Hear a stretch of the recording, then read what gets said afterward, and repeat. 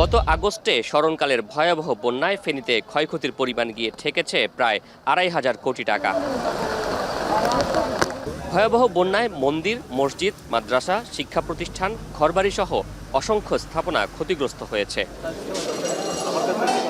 তেমনই একটি মন্দিরের জন্য পুজোর উপকরণ নিতে এসেছেন প্রণব চন্দ্র পাল। আগস্টের বন্যায় তাদের মন্দিরে ব্যাপক ক্ষয়ক্ষতি হয়। পূজার উপকরণ পেয়ে উচ্ছ্বসিত তিনি। মন্দিরের আর্থিক অবস্থা খুব দুর্বল, আমাদের এই জিনিসগুলো দেওয়াতে আমাদের জন্য খুবই উপকার, যা বলার মতো না। রোববার দুপুরে ফেনী জিমনেশিয়ামে ১২টি মন্দির, ৭টি মসজিদ, ১১টি মাদ্রাসা, 4টি স্কুল, সমসংখ্যক এতিমখানা ও ক্ষতিগ্রস্ত একটি কলেজকে প্রয়োজনীয় ব্যবহার সামগ্রী বিতরণ করা হয় নৌ পরিবার কল্যাণ সংঘের উদ্যোগে। এর মধ্যে রয়েছে পানির মোটর, আইপিএস, কম্পিউটার, ঢাক, ঢোল, মাদল, ফ্যান, সিসিটিভি ক্যামেরা সহ ইত্যাদি পণ্য।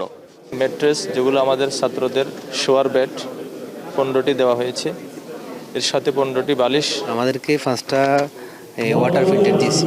আমরা নৌবাহিনীর প্রতি আমাদের মন্দিরের পক্ষ থেকে আমরা কৃতজ্ঞতা জ্ঞাপন করছি। বন্যার শুরু থেকেই সাধারণ জনগণের পাশাপাশি উদ্ধার ও সহায়তা কার্যক্রমে অংশ নেয় নৌবাহিনী সহ অন্যান্য বাহিনী। তারই ধারাবাহিকতায় ক্ষতিগ্রস্ত পরিবারগুলোর পাশে দাঁড়াতেই এমন উদ্যোগ বলে জানায় নৌবাহিনী।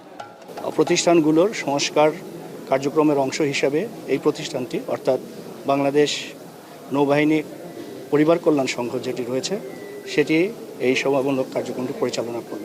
আমরা সরকারকে লিখেছি আর কি, যে আরও কিছু সাহায্য সহযোগিতা আমাদেরকে যদি দেওয়া হয় তাহলে আমরা আশা করছি যে পরিবারগুলোতে আমরা রিস্ক করতে পারিনি সেখানে আমরা সহজে রিস্ক করতে পারবো।